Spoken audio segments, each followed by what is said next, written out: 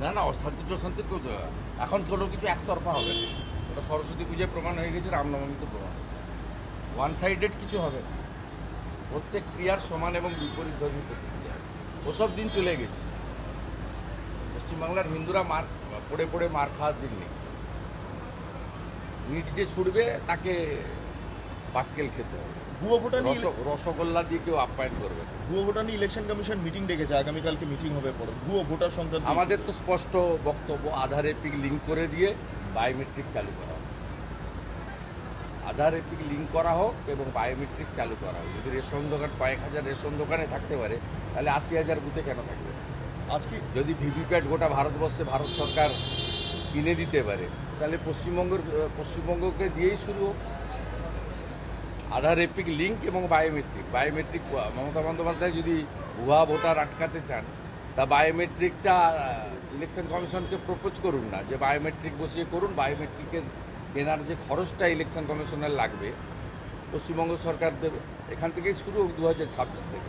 আর আজকে আপনি দিল্লি যাচ্ছেন, খুব ইম্পর্টেন্ট আজকে বৈঠক রয়েছে দিল্লিতে, আজকে খুব ইম্পর্টেন্ট বৈঠক আজকে আপনার। না, আমি তো আপনাদের বলবো না কোথায় যাচ্ছি কী করছি, বলে আপনাদের বিষয় নয়।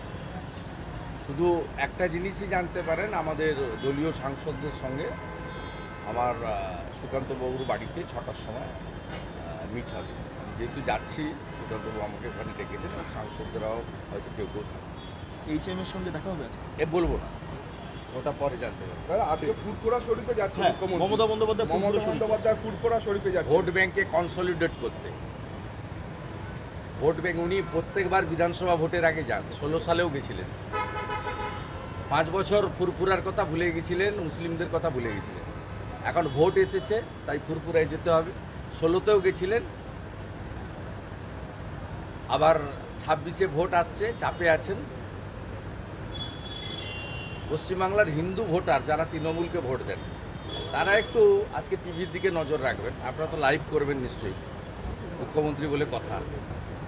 যে হিন্দুরা তৃণমূলকে ভোট দেন, তারা একটু লাইভটা করবে, দেখতে থাকবে। আর নওশাদের আমি যে বলি তোষণের রাজনীতি, সেটা প্রমাণ হয়ে যাবে। আর নওশাদের ভূমিকাকে কি বলবেন? নওশাদের এই ভূমিকাটা, নওশাদের ওকে জিজ্ঞেস করুন। ও যেদিন ডায়মন্ড হারবার ছেড়ে পালিয়েছে, সেদিনই লোক বুঝে নিয়েছে এ টিএমসির বিটি। ওকে লড়াই করে শুধু টিভির ক্যামেরাতে থেকে 2-4টা জনসভা করলে হবে না।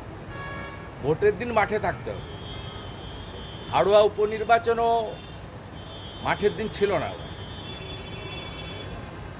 মাঠে থাকে না। ভোটের দিন হচ্ছে ওয়ান ডে ম্যাচ। ওই দিন যে মাঠে থাকবে, আমি মাঠে ছিলাম, তাই মমতা ব্যানার্জি হেরেছে, আমি জিতেছি।